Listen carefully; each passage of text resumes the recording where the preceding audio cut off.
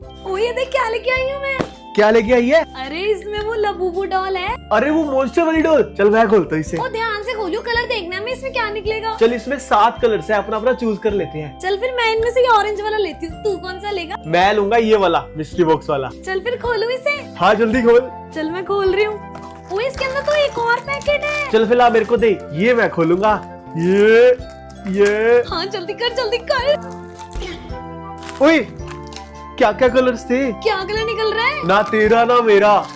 Blue या green, देखियो क्या है। अरे ये ग्रीन कलर है और इसका मतलब है सेरेनिटी। है इसका क्या मतलब है? अरे इसका मतलब है तेरे को कभी स्ट्रेस नहीं होएगा। चल ठीक है, मैं इसको मेरे रूम लगा रहा हूँ। तू जा एक और डॉल मंगवा ले तेरे लिए, जा। हाँ ले